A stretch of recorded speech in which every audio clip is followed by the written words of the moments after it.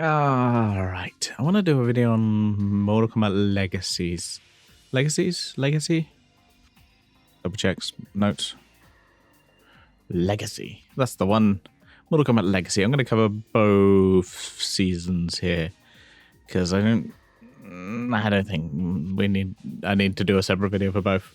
And it's better to cover them both at the same time. Because, yeah, they're interesting. It's like they've got some good action, but yeah, I don't know. So like the first season was kind of like we're gonna introduce individual characters. Yeah, we kind of do. A lot of times they're like one single parter or double parter of introducing like a particular character. So the first season I got up here, so it's like you have a two-parter of Jax, Sonya, and Kano. Makes sense. Those characters are always together. Then Johnny Cage gets an episode. Just an episode for himself. Katana and Melina get a two-parter. Then you get Raiden, which... Actually, let's go through. So Jax, Sonya, and Kano is very much like a very grounded style aspect where it's... Yeah, we kind of break into... a lot of gunfire and a lot of Kano kind of set him up and mess with them. So it's very much... It feels very much grounded and kind of the serious one. Well, actually, all these are pretty grounded. Oh, I'm saying that. Anyway, then we got to Johnny Cage, which is kind of... Johnny Cage is like a failed actor type persona. Whereas I don't think he might be an actor like down in his luck, but not really like a failed kind of actor the way he is in this. But yeah, it kind of makes sense in some ways too. Like that's how they can try and convince him to be on this fucking crazy ass Shang Tsung island. Yeah, so that kind of fits. I think the next one, Katana and Melina, I feel like that one's probably the closest to like actual canon. Out of any of these, I feel like that one is like it's mostly just straight up kind of canon. Like other than the fact that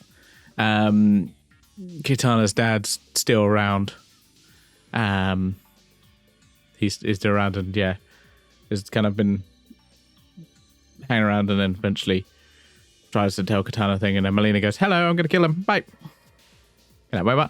But very much like it fits like existing canon, or at least it did. Let's say it fits old canon, old Mortal Kombat canon, because this came out before Mortal Kombat 9. So it fits old canon, shall we say? Then you have Raiden, which is, Raiden's different, because he's kind of trapped in an asylum. Raiden's trapped in an asylum basically, and people are like, "Fucking, no, don't be silly, And honestly, I don't mind this one because I think it's such a complete left field that it kind of works really well. It does have a disclaimer at the start to say like, "Yo, this is what's it say?" It doesn't say here. But it's basically just like, "Come on, there's we're doing our own thing. Please bear with it." And honestly, I don't mind it because I don't think we really have any explanation. I don't know if we do. I don't think we do have much explanation of Raiden, other than he's the Thunder God. Yeah, we don't really think anything. How if he like a human that became a god, or has he just always existed, kind of thing? I don't know off the top of my head, so I can't really answer that question. But yeah, I think it's one of the better ones, just because it is so different. It kind of works. Yeah, that's what I'd say. And I think he ends up basically dying. Yeah, he ends up basically dying and kind of reemerges. She's, I think a lot of times Raiden takes on a human body to basically enter the tournament. So it makes sense that kind of dying is not really a thing for him. But yeah, then we get a two-part of Sub-Zero and Scorpion. Because, come on, let's be honest. You can't do Mortal Kombat without Sub-Zero and Scorpion. Even if MK3 tried to do that and failed, and no one liked it because Scorpion wasn't there. This one, it didn't work as well for me. I don't know. I don't know why it didn't work. I don't know if it just took too long or it was a bit slow. Yeah, it's very much what we kind of know of. Yeah, Sub-Zero thinks, Scorpion thinks it's Sub-Zero that killed his family when that's actually Quan Chi. Impersonating him. And kills Scorpion to make him basically his bitch. Yeah, I don't know. It just didn't work for me personally. And then with the last one, which is Cyrax and Sector. This one, I think, probably out of all of them, it feels very much like an internet show because it's you can tell they didn't have much budget, and I don't know, they probably should have gone more with just like physical costumes. I think they're all CGI, both of them. I think the robots are all CGI. So it's like, yeah, no, not on that limited budget. Maybe the costumes will look shit. I don't know, but yeah, it was not great. So that's season 1. So I say honestly, I think my favorite parts are like Katana and Melina, just because I think they fit very much well with existing canon, and Raiden because I think it is so weirdly left field that kind of works for me personally. But yeah, it feels very much like an internet show, and then that's not like harsh on it. It does, and it's one of those things where it kind of swings for the fences, and sometimes misses, sometimes hits. Yeah, it works. Sometimes doesn't. Oh well, but yeah, that's that. So that's season 1. Now season 2, I watched that as one full film because that was an option. So I was like, okay, I'm watching it as one full film. So it's not, at least from what I can see, I think from what I saw on the Blu-ray as well, it wasn't in the... Do I have the Blu-rays? So yeah, season 2. But let's go through these. So what we got? Liu Kang and Kung Lao reunite.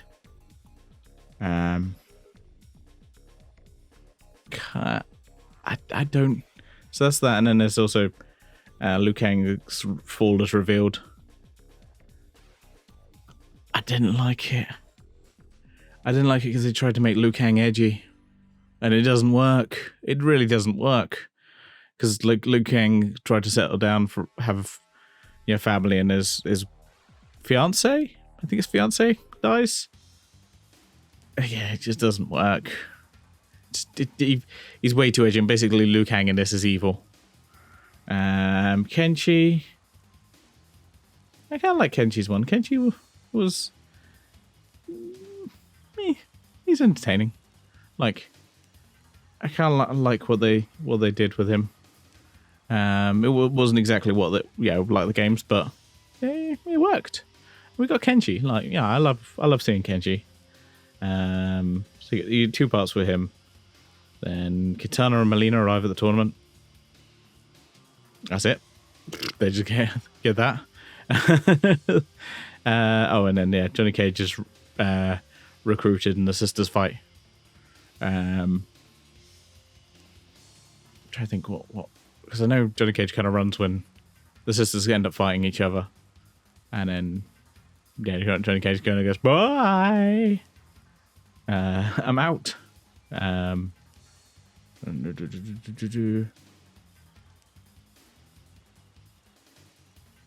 Yeah.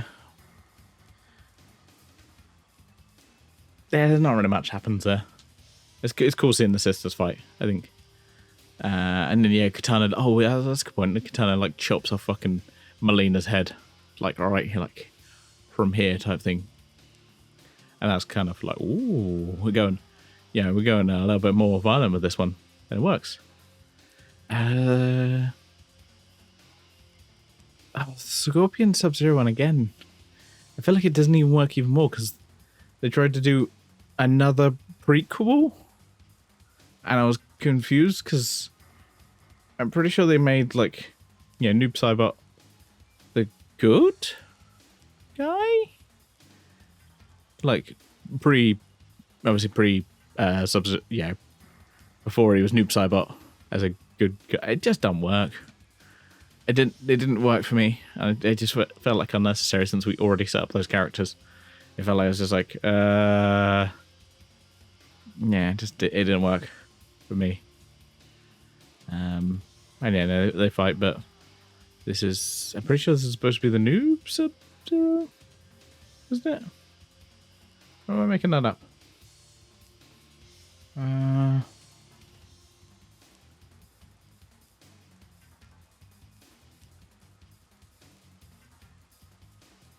I'm not right. I'm right. He fights the old Sub-Zero, I think. Yeah. That's what happens when I try and record this after a little bit of drinking and all those kind of shenanigans. Then the last bit is Liu Kang showing up again, going, "Haha, I'm evil," and Striker's there. Hey guys, Striker. They actually made Striker a main character. Oh my god, Striker's here. That's what I remember. Striker shows up and kind of helps Johnny Cage. Johnny Cage kind of gets injured, but then gets away, and then Liu Kang shows up and he's evil now. Ooh. And then it fights Johnny Cage for a bit, and then kind of Striker, and then Kung Lao steps in, and then they kind of talk for a bit, and then to be continued, which it never was. This is the final season of Legacy. There was not any more, though season 3 was filmed. There are pictures of it online. It was filmed, just never released. It was thrown into a vault and never to be seen. I didn't like season 2. It felt like they were trying to do a movie on a very small budget, which I don't know if I would have preferred the smaller episodes like we got last time. Maybe introduce more characters. Just like, there. It felt like there was a huge gap between season 1 and season 2, because like all of a sudden we cut to like Liu Kang, and now he's disheartened and he won the tournament. It does say, I think, pretty sure, he won the tournament. So it's like, wait, what? What did we miss? We missed like a tournament? I was really confused because I thought I'd like fucked up when I was watching this. I was like, what the fuck? What the fuck? Like, did I miss something? No. That's just how it starts. And we do get Shang Tsung back, which is nice. The original movie Shang Tsung. I can't pronounce his name for the life of me, so I'm not going to bother. I'm just going to say, because he's great in it, and it's only in there briefly, but fucking nails it. But yeah. Legacy's weird. Like, the first season I kind of like, because it's all like individual stories, so if you're like, it's one of those things where it's like, if you don't like one of them, you just watch the next one. And like I said, I do watch this as a movie because that was option was available to me, so I assumed that would be the best way to watch it, but I don't know if that's true. I haven't watched them like if they're in a different order but it felt like it was the best way because it felt like it was shot. Yeah, I mean, they released all the episodes at once, I'm looking here. So it feels like that's the way they wanted it to be, was a mini movie. And yeah, it kind of was. But I don't know if it worked. I don't know if I would have just liked more mini episodes. Maybe another season of mini episodes, because I don't know. I don't like edgy Liu Kang. I don't like edgy Liu Kang. You need to, if you do edgy Liu Kang, you need to build up to it. But I feel like having Liu Kang be a good guy for a bit, not just straight to edgy Liu Kang, because I felt like I was missing something. I felt like I was like, oh, I missed an episode, because why is Liu Kang now an edgy motherfucker? And he shows up with with Kung Lao to the temple, and he's just covered in blood. And to be fair, I kind of would have liked, if you were going that route, I kind of would have liked maybe just Liu Kang just being fucking on a warpath type thing, and that would have been cooler. Yeah, but you kind of just cut us like, oh, yeah, that's already happened. Oh, okay. So yeah, Legacy's weird. Like, but you have to also put it in the frame of mind that at least the first season, this is like the first Mortal Kombat stuff we're getting at all. Like, this is between the gap of MK versus DC and MK9. In the middle, Legacy. So, yeah, there's some hype there where it's just like, oh. And yeah, we had that, because this was originally by the people that did the Rebirth like fan trailer, which, yeah, there was more like a kind of proof of concept, like a pilot type thing. I didn't like when they were trying to. It felt very much like the kind of Batman style of everything must be explained in reality. They're like, no, don't do that, don't do that, don't. Yeah, it's that kind of early Marvel, like MCU, where they like had an aversion to magic. It felt like, no, don't do that. No. This world's full of crazy bullshit, and yeah, I liked the explanation that I think it was in the season 2 where they're like, yeah, you're kind of. You have latent abilities and it's kind of more amplified here in the Outworld or something like that. Where it's like, okay, I can explain that. I'd rather just be like, magic fucking exists. Yeah, I don't know. I'm not a big fan of the new movie's explanation for some of it, but yeah, what can you do?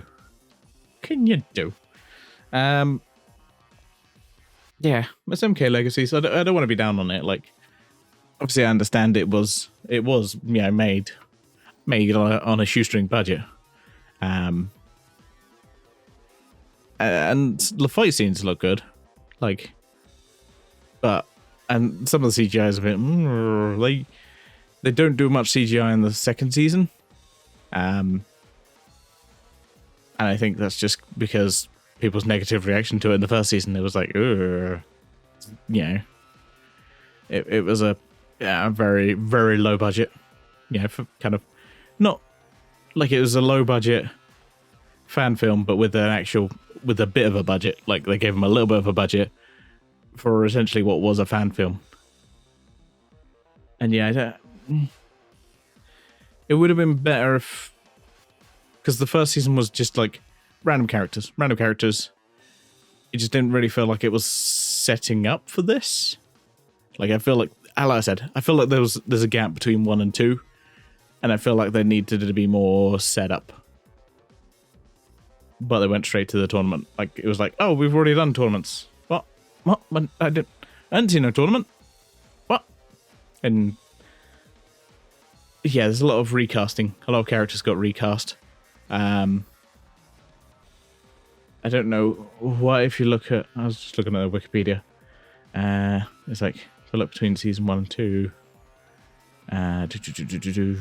Yeah, Johnny Cage recast. Stryker is recast. That's understandable a little bit because it was like a very quick thing. Melina was recast. Raiden was recast. Shang Tsung was recast. Still Bihan Sub-Zero was recast. It's like, oh, that's a lot of recasting. Like, and it wasn't people just like avoiding it because, you know, like MK Annihilation. It's just a lot of recasts, which is like, ooh, that's very worrying. Maybe just people weren't available, and you know, people moved on. There's a 2-year gap between these two. People moved on, but yeah, I think I've rambled on long enough about my MK legacies. MK legacy. Yeah. That's enough about my thoughts about that.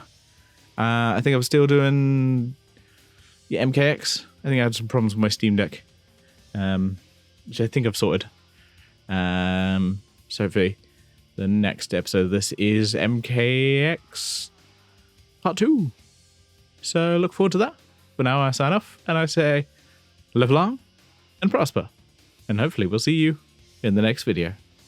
Bye for now.